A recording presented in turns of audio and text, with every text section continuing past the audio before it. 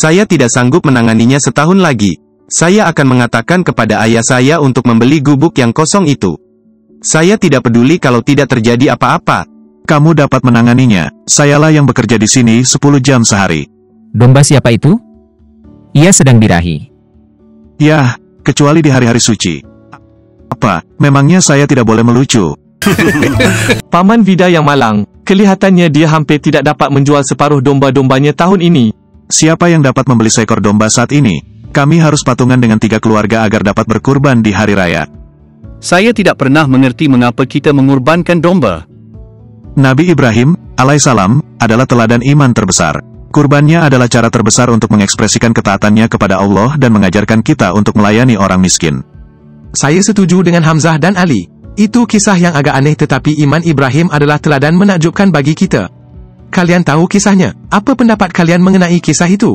Saya merayakan Id setiap tahun dalam hidup saya, tetapi sejujurnya saya tidak pernah benar-benar memikirkan maknanya. Bukankah Nabi Ibrahim yang membangun bahtera? Macan tidak dapat menghilangkan belangnya. Macan tutul tidak dapat menghilangkan belangnya. Allah memerintahkan Ibrahim untuk mengorbankan putranya yang terkasih, hal tersulit yang diminta Allah dari seseorang untuk dilakukannya. Tetapi dengan iman, Ibrahim setuju untuk melaksanakan pengorbanan ini. Ketika ia mengangkat tangannya untuk mengorbankannya, malaikat berseru dan berkata kepadanya. Ibrahim mengangkat kepalanya dan melihat Allah telah menyediakan kurban pengganti. Dan ini adalah domba jantan pengganti. Teman-teman, bagaimana jika kita berpuasa selama seminggu lalu berpesta selama sebulan? Bukankah itu lebih baik? Minta ampunlah kepada Allah karena omongan seperti itu. Benar sekali Ali, saya melihat hari raya ini adalah soal pengampunan. Apa yang kamu bicarakan? Saya belum pernah mendengarnya. Syukurlah, saya kira hanya sayalah yang bingung. Ingatkah kisah mengenai Adam dan Hawa? Apa hubungan Adam dan Hawa dengan soal ini? Hamzah, Abdullah menceritakan kisah itu pada kita saat kamu sedang sibuk dengan gadis di bis minggu lalu. Saya lupa menanyakan apa yang terjadi dengan kalian berdua. Oh tidak, kamu bercanda. Saya tidak percaya. Jika ia mengatakannya padamu, pastilah kamu cerita kemana-mana. Orang yang berpikiran sempit seringkali bermulut besar. Kadangkala saya merasa sahabat karib saya sama sekali tidak mengenal saya. Teman-teman, cinta itu seperti ragi. Ia bertumbuh dengan sangat baik dalam kegelapan. Dia sungguh-sungguh mencarimu di Facebook. Saya tidak mengerti. Mengapa kalian sangat terkejut? Jika kalian tahu soal para gadis, kalian tahu mengapa mereka menyukai saya. Katakan saja jika segala sesuatunya berjalan lancar, akan tiba waktunya masa kawin. Ya Allah, ampunilah. Teman-teman, saya hendak bercerita lebih banyak soal Adam dan Hawa. Itu membuatku berpikir soal pernikahan dan calon pengantinku. Dan kebahagiaan kami berdua. Allah Maha Tinggi memberikan Adam dan Hawa semua yang diimpikan Hamzah dan lebih banyak lagi. Hubungan yang sempurna satu sama lain, hubungan yang sempurna dengan Allah, dan keinginan Allah bagi mereka untuk hidup selamanya di Firdaus. Tidak ada ketakutan, dan dimahkotai kehormatan. Ada tertulis mereka telanjang tetapi mereka tidak merasa malu. Ya, saya tidak pernah mengerti mengapa pasangan yang sudah menikah memakai baju di rumah. Hamzah, saya ingin melihat kamu menikah dan mengalami realita yang serius. Dia merencanakan sesuatu, keinginan kita akan kebahagiaan dan kepenuhan agar semuanya indah dan memuaskan.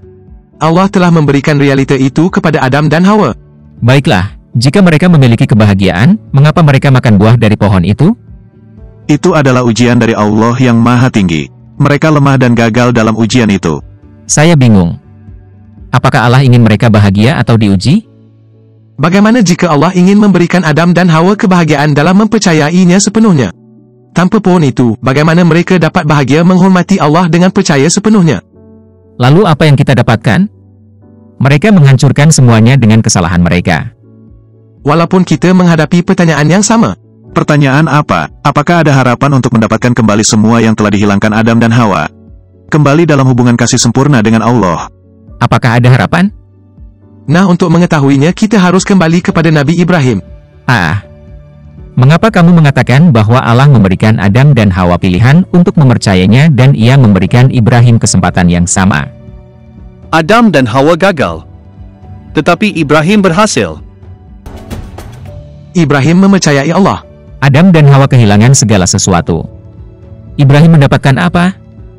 Ia mendapatkan Allah. Apa maksudmu? Ada tertulis bahwa Allah memperhitungkan iman Ibrahim sebagai kebenaran. Ibrahim kembali mendapatkan kebenaran dan hubungan dengan Allah yang telah dihilangkan Adam dan Hawa.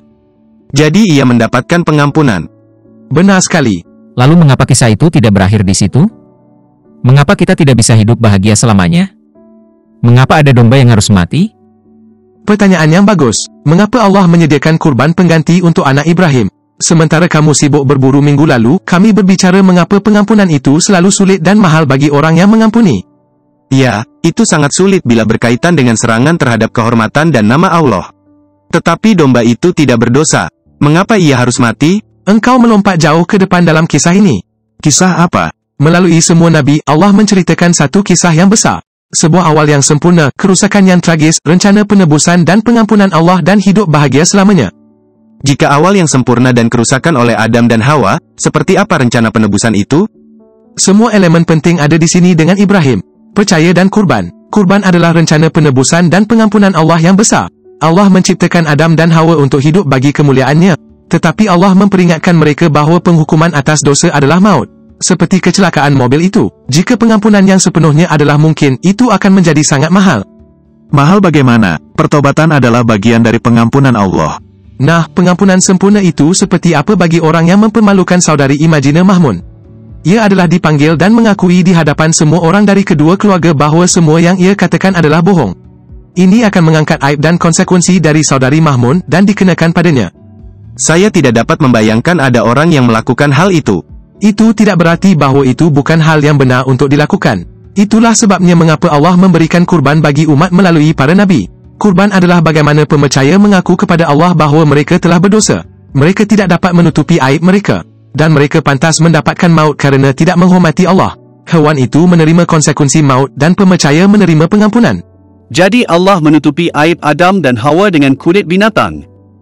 Ya, benar sekali. Allah mengasihi manusia sehingga ia memimpin mereka untuk mempercayai kurban sebagai jalan untuk pengampunan. Tunggu dulu. Saya tidak mengerti. Bagaimana kematian seekor binatang mempunyai nilai untuk menutupi dosa kita dan memulihkan kehormatan Allah? Itu pengamatan yang luar biasa, Hamzah. Misi Allah sudah lengkap. Hanya kurban yang sempurna yang mempunyai kuasa semacam itu. Tapi sekarang kamu yang sudah mendahului kisah ini. Kisah apa? Saya sudah mengatakan sebelumnya, ini kisah Allah.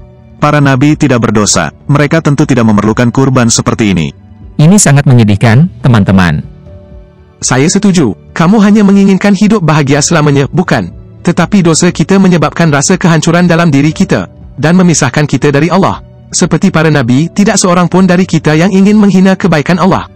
Tapi kita tetap melakukannya setiap hari. Dan Ali, bagaimana kamu dapat mengatakan bahawa para nabi itu tidak berdosa? Adam dan Hawa tidak taat. Mereka makan dari pohon itu. Ibrahim berdusta dan berkata bahawa Sarah bukanlah istrinya untuk melindungi dirinya sendiri. Bukan hanya sekali tetapi 2 kali. Musa membunuh orang, Daud menghukum mati orang yang tidak bersalah. Tetapi saya tidak pernah melakukan hal-hal seperti itu. Yesus berkata, aku berkata kepadamu barang siapa yang memandang seorang wanita dengan nafsu maka ia telah berzinah dengan perempuan itu di dalam hatinya. Bagaimana jika kita memasukkan semua pikiran dan tindakanmu sejak bulan lalu ke dalam layar televisi untuk dilihat semua anggota keluarga dan tetanggamu setiap kali kamu menaruh semua keinginanmu di atas keinginan Allah dan Allah melihat semua pikiran kita dan semua rahsia kita? Siapa yang lebih penting, Allah atau keluarga kita? Tetapi kabar baiknya adalah Allah tetap mengasihi kita. Dan apa yang telah ia lakukan akan membuat anda takjub. Saya ingin sekali mengetahui dari mana kamu mendapatkan semua gagasan ini. Cukup, hentikanlah itu.